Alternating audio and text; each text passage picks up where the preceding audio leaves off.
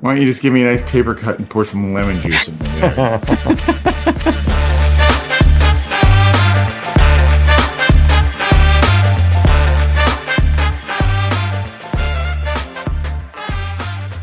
Welcome to amorephillyunion, the podcast where we are grateful for Leagues Cup and the break it gives us to catch up on all things Olympics. We are your hosts. I'm E. I'm C. And I'm Paul. That one surprised me. That was good. That was good. It's also kind of true. As we've all seen the first half of the U.S.-Germany women's semifinal game or quarterfinal game. No, semi. I think it's semifinal. Oh, that's right. It's semifinal. Welcome to amorephillyunion, Special Olympics edition.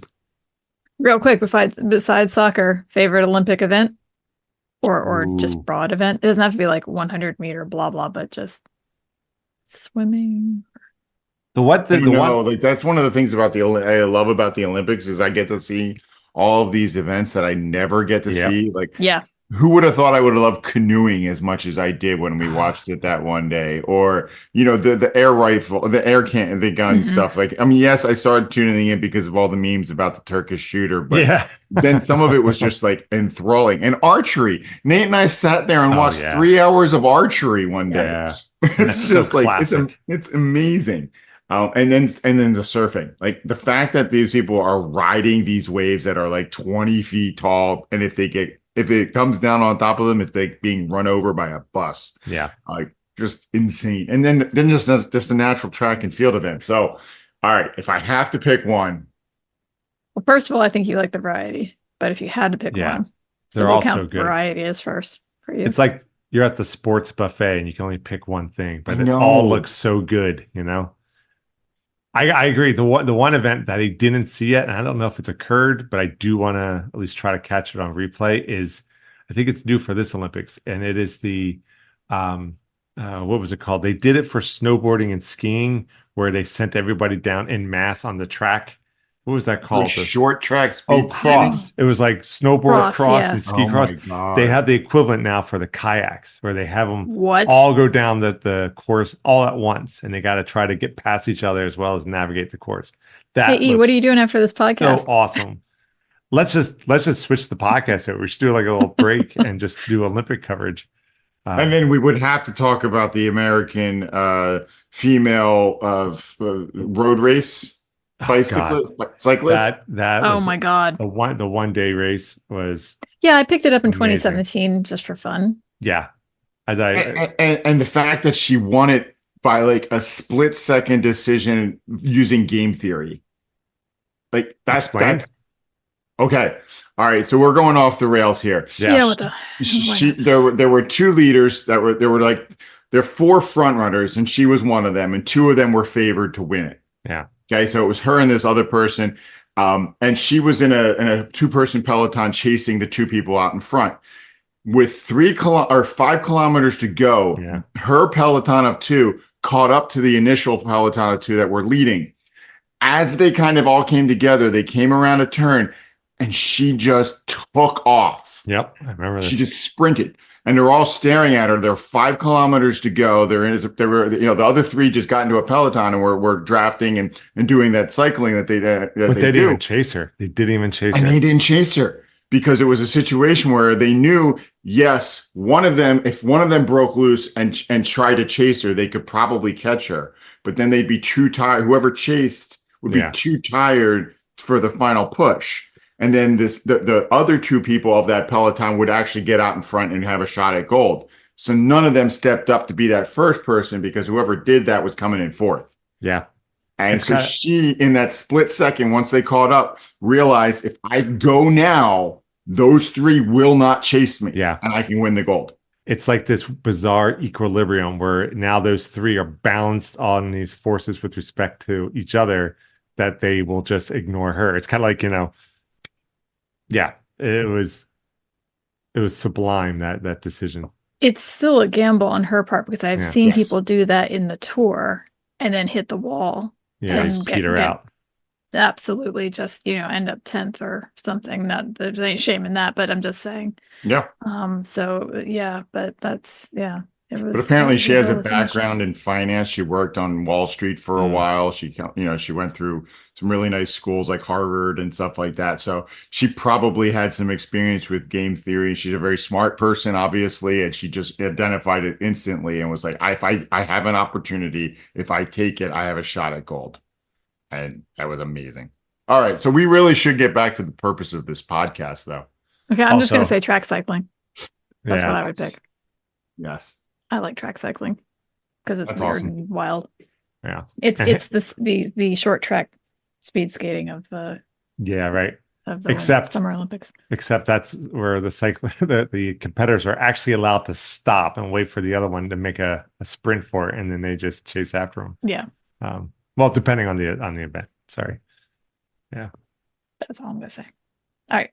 Yes, we're not here to talk about Olympics, but we probably still will. But we'll try to get back on course. We'll pop in. All right. So real quick, just a little bit of the bookkeeping up front or housekeeping or whatever. So the Help Us Help You challenge is complete. So thanks everyone again for supporting, downloading, listening, and all that stuff. We reached our goal a couple weeks ago. So thank you.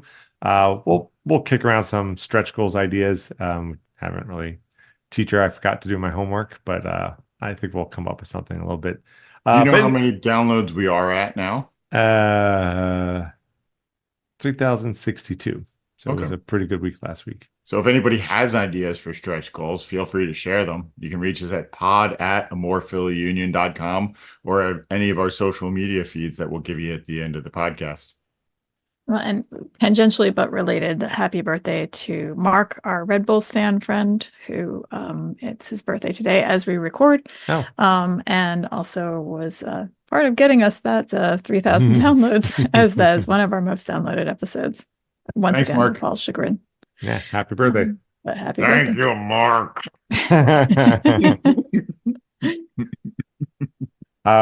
But yeah, but our one mission still stands, and that is to support the Philadelphia Union Foundation. And if you would like to support them as well, just go over to their website, www.philadelphiaunionfoundation.org. Check out what they are doing there, see if there's anything you can help support through time, donation, whatever. It's a good cause. So go check them out. All right. So not a lot to talk about this week. We do have one Leagues Cup match to talk about. This was the Union's third away game at Cruz Azul. This was the third game in the group that the Union is in with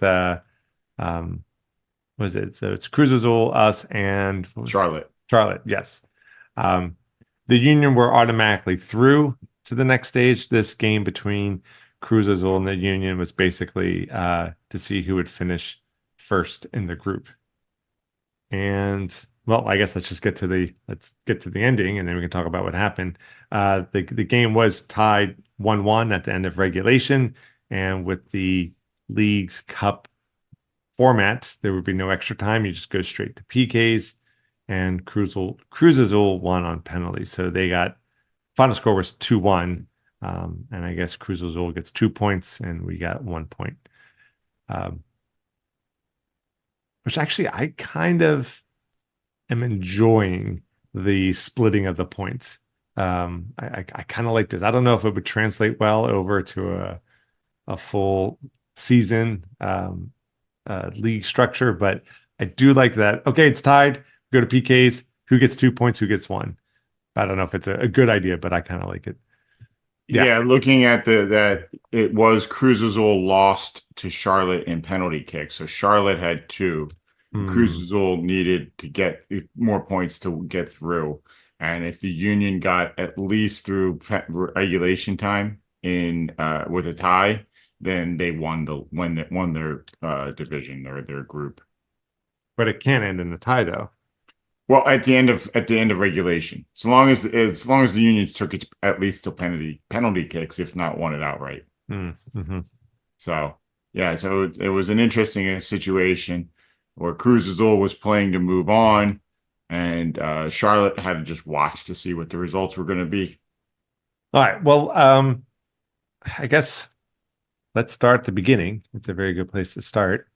And I don't know, let's start with lineups, I guess. Good to see Bedoya start. Yeah, it's interesting too in terms of the lineup. It was a pretty standard kind of starting lineup. On the, I guess it was kind of the 4-4-2, that diamond midfield, with the triangle of death, the new triangle of death. And our back four, one thing of interest was that Glesnes did not start. Yes. And I'll be upfront and honest, I didn't do any homework. Why was Glesnes not starting? Does anybody know that one? I think it was just rotation. Okay. Yeah, I didn't see anything that suggested anything beyond that. Because he did make an appearance. Yeah, he did come in. And there didn't seem to be any discussion of, let's hope that knee holds out kind of stuff. No. So maybe it was just giving him a little bit of a break. I do like this new triangle of death, and I do think of this as the new one. It's basically the original two of Gazdag and Aura, but with Baribo now taking Carranza's spot. Yeah, still feels just as potent as the original. And then I guess the other of note was Sullivan starting in the midfield, opposite side from Bedoya. Yeah, instead of Flock. Yeah. Just continues to show the power of Andre Blake, though, keeping that defense organized. I mean, they did give up a goal, but other than that, like they feel more in control when they have him there. And I would love to know what it is that he does differently than others, and if it's just the chemistry that they've built up over the years, or some other, something else that's just Andre, but they need to find a way to bottle it. Yeah, right. Yeah, I mean, it's just that sheer confidence of having him behind you. We talked about this before, as the team is sort of like, a body, and you don't realize how many systems are affected in a body until one is. Yeah. So it really does seem like he is the beating heart of the team, if not emotionally, then as close to literally as you can get when you're speaking metaphors. No, definitely. This first half for me watching was a little, it was a little worrisome at some points. It really felt like, well, first off, I don't know if we want to talk about the crowd. The crowd was definitely more than 50% Cruz Azul. I mean, I was joking when I called it an away match for the Union, but it definitely felt that way. I mean, I remember going to the game against Club America a couple of years back, and it was way more dominant. That'd be the closest, 75, 80% Club America fans. That was a pretty rough one to be at. But yeah, this one too, definitely overwhelmingly Cruz Azul fans. Yeah. Do you think anything had to do with the fact that, Union, the Sons of Ben aren't showing up, and a lot of other people are pretty frustrated with the choice to go with not to challenge for the U.S. Open Cup? I mean, it is kind of like blaming the horses after they've gotten out of the barn. I know I'm mixing the metaphor, but it's kind of like, yeah, we're boycotting now, when we're the Open Cup has long since left port. It's not like we can get back there this year. Right. I mean, I guess it is causing some discomfort, but it really does feel like an abandoning of the post a little bit. I don't. Their protest, I think it's having an effect. I'm not sure it's their desired effect that they want, because I mean, like you said, Paul, it felt like an away game, and you heard plenty of chants for Cruz Azul. For me at least, I did not hear any sort of thunderous, clap, clap, clap Union, like during corner kicks and stuff like that. It was tepid in the sense of, or not tepid by comparison. It's interesting because I was watching the video of the pregame. I don't know what to call them, so in our notes I wrote drum slayer. But the person who bangs the drum in an honorary fashion at the beginning of the game was is it Kevin? Oh my God, no, I lost it. Yeah, Kevin Casey, the stadium announcer. Oh yeah, who I love dearly because I just love the way he announces anything that has to do with the other team doing well. It sounds like he is holding a rotten banana peel. Yeah, it's a verbal wet with blanket. 2 fingers and about to be sick. It's great. He does a great job. And I did get an answer from him once on Twitter when I told him that. He said that's because that's how I feel. But when he was doing the drum, I mean, that sounded admittedly microphones positioning and such, but that sounded like a typical game. Watching it on the little social media clip, and then but then seeing the actual coverage was very different. I mean, I did see an interview with a family that was split. Split down the middle. Basically, I think that I gathered that the father had grown up supporting Cruz Azul. The kids did not, much to his chagrin, maybe. But like he and one child were wearing Cruz Azul, and his wife and the other child were wearing Union. So I mean, she was like, "Yeah, we're definitely gonna split down the middle here." Mixed marriage, pretty much. So there was a lot going on, but yeah, just visually, and then of course the big thing being the Cruz Azul players in the river end, which that was the big one. That was the part that was, I think, very striking for people who watch or attend Union games a lot, because you just don't see that. Maybe there's one guy who wandered in there with the other team's jersey, and he's there with a buddy or something, in town from Boston with a Revs jersey or something. Maybe, but can't even remember a time I've seen that. Yeah. So that was really weird to see, and actually got a lot of traction on people, on social saying what is happening with this. Yeah. So I don't think this. I mean, admittedly, none of us were there. Yep. So yeah, there's that. But we don't sit in. Well, typically, I know you have, Paul, but we typically don't sit in that section anyway.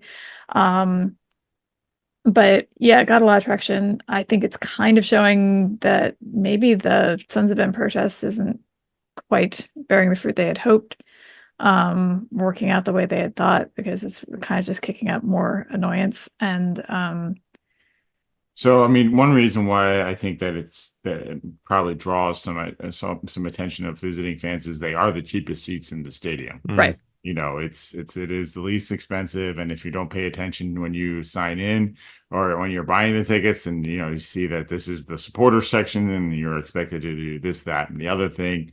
Plus, they're Cruz Azul fans, so it's not like they're wearing red, which is banned in the Sons of Ben section. So yeah, it actually looks very similar. But yeah. It'll be interesting to see. Oh, and I did, you were mentioning about why are we protesting Open Cup, pro Open Cup now when that ship has sailed.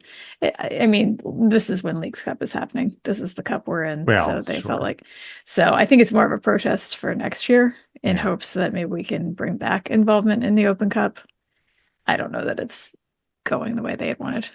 Yeah. It doesn't seem to be so far. Yeah. It might actually work out better for the Union, because earlier this season, Clerton said that the team was playing tense when they played at home, when they had that long losing streak at home, because, they expected to come in and win at Subaru Park, and they weren't. And so they actually found that it was less stressful to play away, which is why they had played so well when they were playing away. So, maybe, even if they're coming and playing at Subaru Park, if it's an antagonistic crowd, that might actually put them at ease and be like, all right, well, we're not playing in front of our fans tonight. We're playing in front of their fans. So let's just go play our game. Let's talk about the game itself, though. And the first thing I would say is, it was kind of a CONCACAF-y kind of game where there was a lot of chippiness, and then there was a lot of people seeming to go down relatively lightly, and other times them getting in each other's face a little excessively for unnecessary things. And Bedoya got a card in the third friggin' minute. Yeah, I don't know if he was just trying to challenge our favorite Leo, Jose Martinez, to her fastest card ever. But yeah, I was surprised. I don't remember what the foul was. Was it just Oh, right. It was a bit of a reckless tackle. He came sliding in, but it that's right. Because Chris, I remember when we were watching this, I was like, this doesn't feel right because was he wearing the captain's armband or was that Blake Yeah. who was wearing a captain's No. armband? He's on the field. He's captain. So he's the captain. We're 3 minutes into the game. It was a rough tackle. I'm not saying it wasn't rough, but like to just come swinging as a ref with that immediately with that yellow card felt a little too much too fast. And you kind of, in my opinion, the captain gets a little extra wiggle room. So yeah, that kind of set the stage because this first half was very chippy. For me, it was nervous making. I really felt like the Union were more on the back foot than not. Yep. I felt like Cruz Azul was running the show. Kind of the new villain, I think, was the guy who scored from him, that Rotondi. Rotonde. Like he, yeah, because I think who did he go kind of toe to toe with? And was that Low where Yeah. he gave him just a little bit of nudge and immediately he went down holding his face. It's like, Yep. oh man, you're definitely establishing yourself as someone we are not going to like. You're the heel. Yeah. Yeah, he was absolutely the heel. He's the Alexi Lalas of Cruz Azul. And I mean that with all the all the derision that comes with it. And I kept about to say this, to defend Alexi Lalas, I don't think he was one in the sense of he didn't go down easily, but in terms of the role of the heel, I got you. I can't remember who it was. This was probably 10 years ago, an MLS game. There was literally two guys getting into it away from the referee. And I want to say it might have been Clint Mathis was involved in it. Oh, That's wow, how that's long a deep ago cut. it was. But one of the guys literally went down, grabbing his face like he had been headbutted or something like that. And they show the replay on the broadcast. There's no contact whatsoever to this guy's face. Wow. He goes down. The other guy gets a yellow card. Wow. And, it just goes to show some of the needs of VAR. But at the same point, it was kind of funny. But yeah, it was. I almost wonder if the referee was trying to get ahead of the game a little bit and be like, look, I am not going to be afraid to throw yellow cards around here. Don't be stupid. And then it got stupid anyway. Yeah, everyone gets yellow cards right off the bat. Exactly. I'm not suffering any nonsense. Well, there was plenty of nonsense. So this first goal came in the 41st minute. I don't know. After that first half, I wasn't feeling super confident.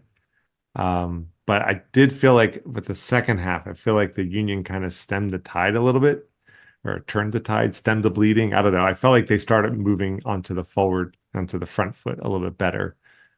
They were starting. I would agree. They were starting to counterpunch. They started possessing the ball a bit, moving it themselves a bit. Now they still.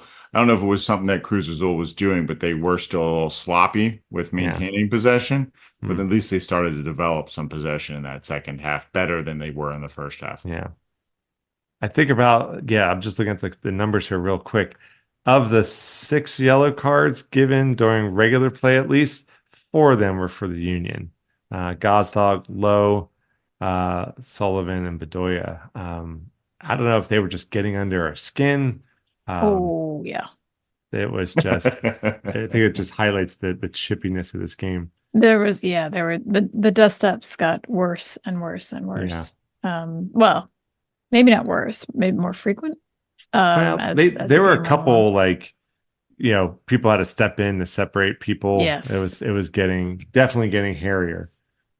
When Martinez is the voice of reason. Yeah, that's right. Things are getting wild. So the only thing worse is if Elliot has to be the voice of reason. Yeah, well, I have something for that, but we'll save it till penalties. Yeah, so I guess about halfway through the second half, Union had a couple subs. Flock came in for Bedoya. Adeniran came in for Aura. Adeniran, I am still enjoying how he's playing. It's his size that he's got a good amount of speed. He can push up against defenders. You know, he's got that mass, and it changes the dynamic. I think he tends to draw more defenders than, you know, as much as Aura fights. Yeah, Adeniran has a little bit more mass and momentum, and therefore I think defenders tend to mark him a little bit more closely. And so far, it's early days, but so far it seems like he's fairly unflappable, which was helpful in this game in particular. Yeah. So let's get to that equalizer. You know, kind of when I was beginning to think like, oh man, there it goes. Our 3-game win streak comes to an end with this loss in Leagues Cup. But man, defying the laws of physics, Gazdag gets this goal in the 88th minute, and it was this. I mean, I don't know. It's just this crazy happening right in front of Cruz Azul's net, and from the back line, he just shoots the ball no angle whatsoever. No angle. No. And in fact, when I saw it, I thought it went into the side netting at first because just no way. The only thing you can shoot it into is the side netting, and man, that thing went in the net, and I was just okay. Yeah. Obsessed with that back line. He is. Last game as well, it worked out that way. I mean, it was a pass to someone else, but oh right, yeah. But I don't know. It's strange. No, it was and you know, he just was in a good position right there in the 6-yard box, and ball just kept coming to him. And I think he took 2 or 3 swings on it in the course of this goal attempt, and managed to, you know, the last one got past the keeper and the defenders and found its way to the net, and suddenly Union were tied up at end of regulation. Yeah. Lesnes was subbed in for Sullivan. I don't know if that's a more, defensive mindset to try to see it to PKs or. That's how I took it. Yeah. Yeah. And then we had 7 minutes, I think, of stoppage time. 7 minutes of stoppage. Yeah. Yeah. Sounds right. And then I went to PKs. Well, irony of ironies. Yep. I honestly don't remember who went first. Which Gazdag did. Was it? So it was us who went for. Okay. No, sorry. Cruz Azul went first. Cruz Azul went first, but and scored. And he scored. And Gazdag steps up and does not. His penalty is stopped, which is not the first time it's ever happened. Yeah, he's still the PK king. We get it, you know, but everyone else for our team made it. But thank God he scored the goal. Yep. Yeah, you got. And I mean no shade on him when I say that. Yeah. It was just a strange turn of events. Yeah. A bit ironic. The keeper for Cruz Azul was definitely playing games in that. Absolutely. Oh, yeah, that's worth. He was, and forgive me that I don't have his name at my fingertips, but he was kind of just hanging around as long as he could until the ref told him, okay, you actually have to get in there and defend it, and we have to blow the whistle and do this thing, like just making him wait. It was like a little kid just like wandering around like, you know, a store, just like like, dude, get in net. I'm gonna go over here. I'm gonna check over, you know, here's my water bottle, I gotta check that out. Like, get in. Those kinds of shenanigans are what Miller. Millar. Mier. Mier. Mier. I think Mier sounds like, that sounds like the way they were pronouncing it. Okay. Yeah. From my memory, I could be wrong, but yeah. So those kind of shenanigans are what Men in Blazers call. Well, they call it poop hazardry, except they don't say poop. Yep. So yeah, it was frustrating, and you know, I mean, that's the point, right? I get it. Yeah. But it was just like, get on with it. I mean, arguably it worked, right? Right. And I mean, it was the lowest stakes PKs I've ever witnessed. Yeah. For me, as a Union fan. So I wasn't that bothered. But yeah, but I would just say that Gazdag didn't miss his goal. Once again, it was blocked. It was blocked. The keeper. Correct. Also, at least the first two, or the second and the third Cruz Azul players, they did what I hate, is that they just played up the middle, and it's like I get it. The keepers are taking a chance. They usually dive one way or the other, he says like if Blake had just stood his ground, he could have stopped both of those. And it's like, wait until you see and make the save. But I get why he did. So I don't blame him for doing it, but it is certainly a strategy for penalty takers to do. Just let the keeper dive out of the way and drive it up the middle. It's just so tough to watch when it happens against you. I think Blake, the first 3 shots, he dove left on the first 3. He did. And then he dove right on the 4th one. And then I think he went left again on the 5th one. And it was just, bad luck all around. Yeah, for sure. It is kind of that you get in your own head, like, I'll dive left. Okay, they went right. I'm going to dive left again. Okay, they went right. I went dive left a 3rd time because they got to be thinking at this point, I'm going to switch. But then they did the same logic anyway, and they they shot right and he went left. They went up the middle. Or up the middle, yeah. Yeah, actually, before the shootout started, you saw Blake going over the, one of the keepers. One of the coaches came up to him with a notebook, and they were going over things. Yeah, I have seen and I guess sometimes Premier League or some other competitions, they will actually have like a little gauntlet with a cheat sheet in it. Oh, like players like a Peyton Manning gauntlet thing. Yeah, exactly like that. Yeah, it's or like the old iPhone, not old, but like the iPhone or phone kind of things for when you're running. It's very much like that, but on your forearm. Yeah. So when I did notice when Elliot made his PK, he stared the keeper down. I mean, he looked like actually quite threatening for a tall, skinny guy. And then he turned around to walk away and he whipped his head around and watched him the whole way back, which was he just stared daggers. Yeah. So, I mean, that was just, I think, more of the mental stuff. And that might have actually derived too from some things that happened earlier in the game that we will never know what was said or done. Yep. But either way, the Union weren't able to turn it around into penalty kicks and ended up on the short end of the points for the game. But overall, first in their group.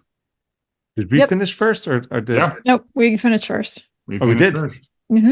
Well, good. That's why they're playing Montreal instead of Orlando. I'm trying to remember how we did with Montreal earlier this season. I feel like we lost to them, didn't we? I think they played in Stade Saputo and lost. Yeah. Okay. Hopefully we can rectify that as well.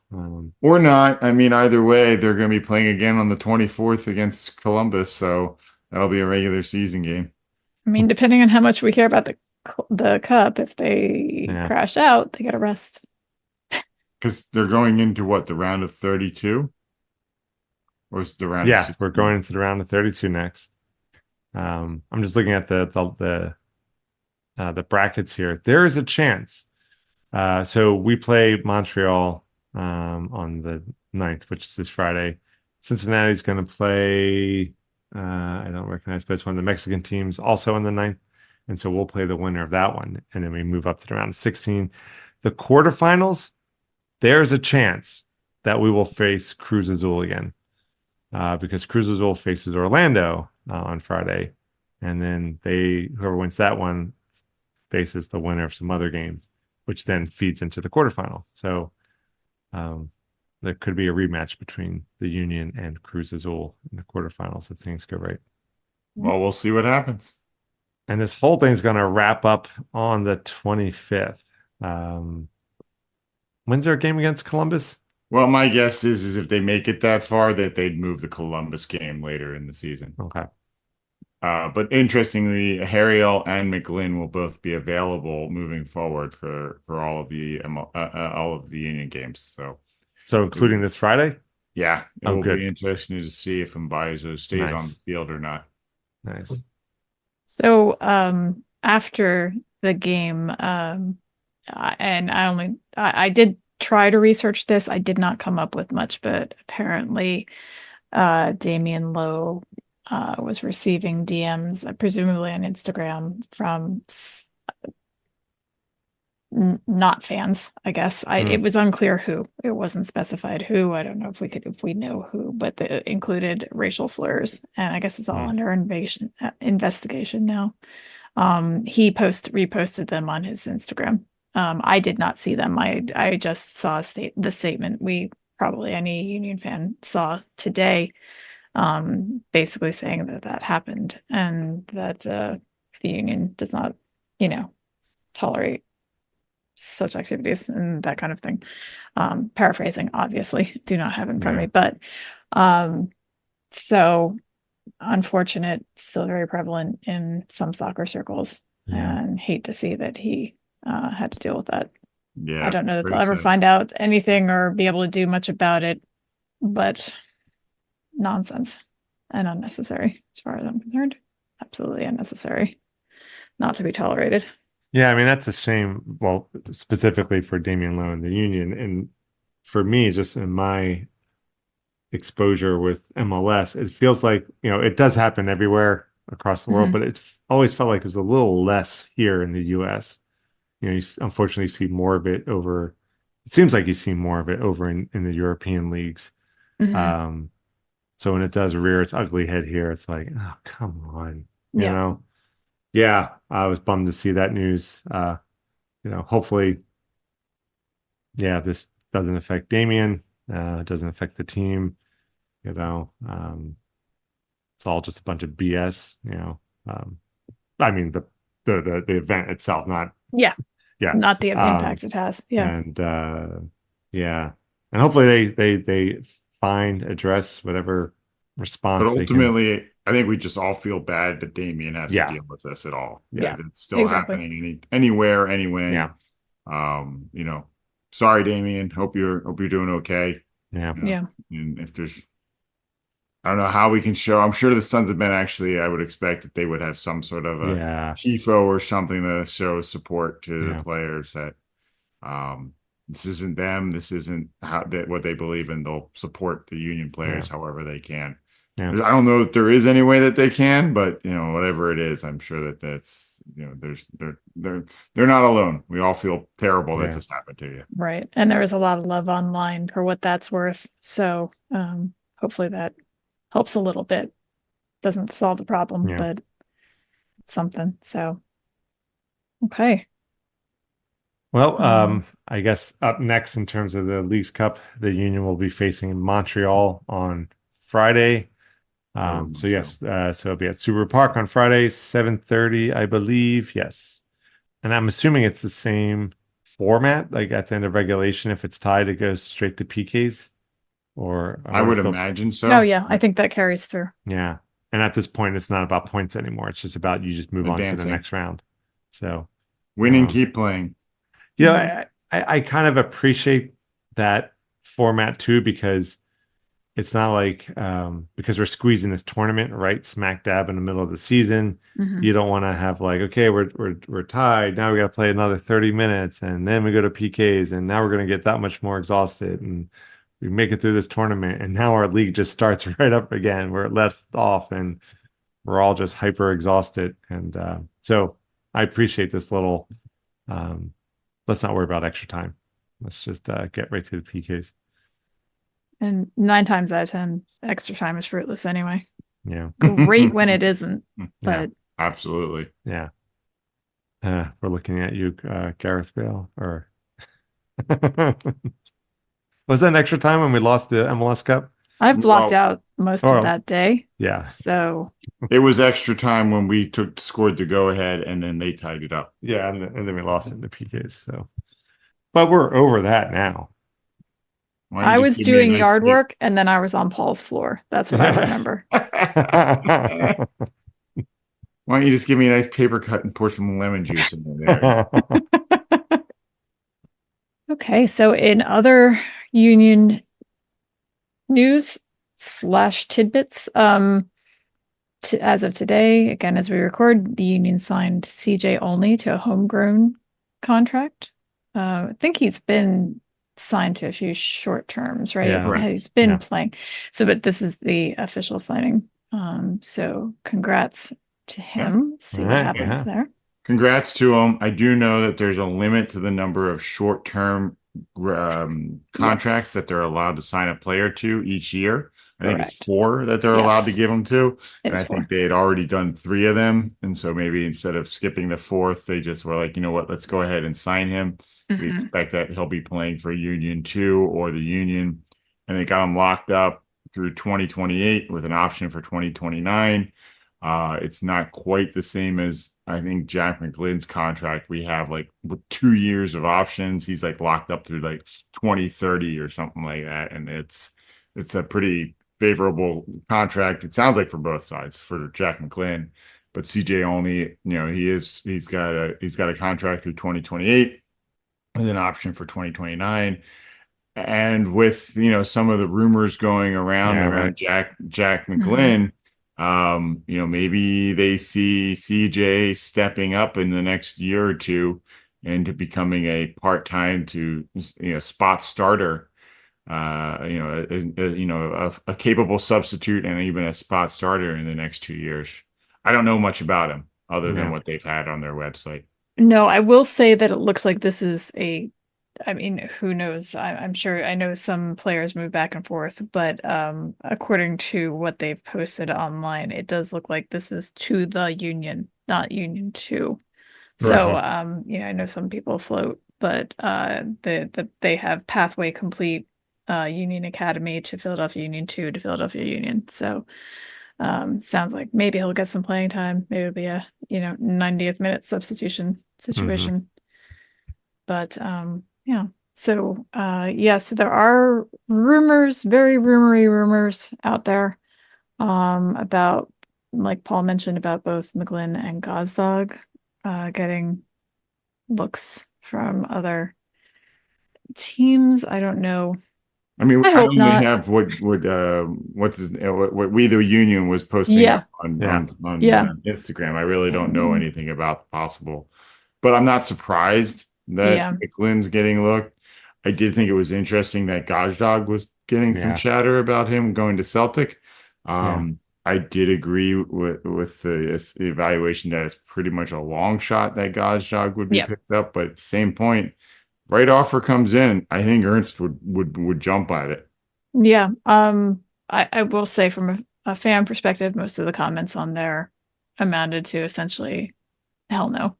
No. Or some variation thereof, or in our case, we refuse. That's what I posted on behalf of our group. But so McGlynn, not to say I want to see McGlynn go anywhere, but it does feel like the natural progression for him. I mean, it does, because he's at a different point, I feel like. So I was surprised to see Gazdag mentioned. It's surprising that he's worthy of it 100%, but I was surprised in a bum sort of way. Like you already got Carranza. Don't take Gazdag.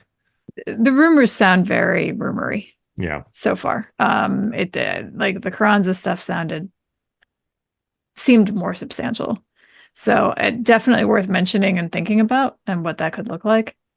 I think we'll just have these I'm a little more wait and see on than some of the others that we've seen throughout the season, obviously.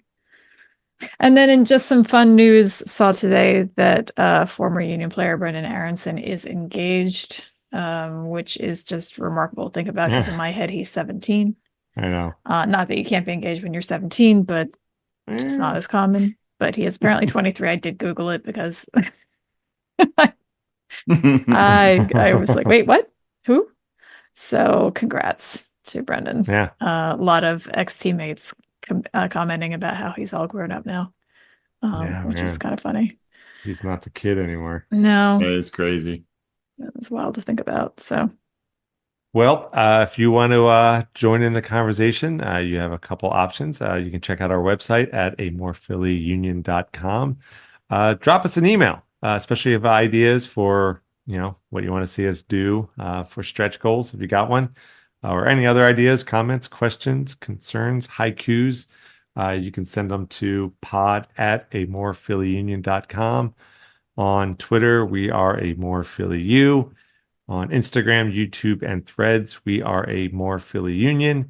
We're continually adding to our sister Spotify channel adjacent Call it a playlist. Or I like to call it the soundtrack to our podcast. It's again, it's under, you can find it on Spotify. It's under amorephillyunion, but look for the little notes on it. That's how you know you're getting. And it does have playlists in the title. So that helps. That's also helpful. Yeah. And thanks for everyone for listening and downloading our podcast. You can keep on doing that wherever you get yours. We really appreciate the listens and the support. So thanks everyone again for tuning into another episode of A More Philly Union. We are your hosts. I'm E. I'm C. And I'm Paul. Go Union!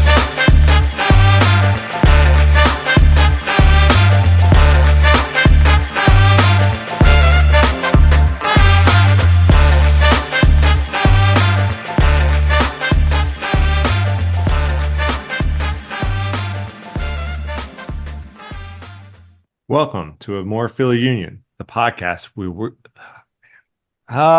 Damn it. Let's try once more. So close. Oh, I got a typo here. That's kind of what's... Is that throwing you off? There you go. Okay, let's try it. 4th time's the charm. Mm-hmm. I mean, I might have to go, the podcast where we're... Is it your robot voice? There you go.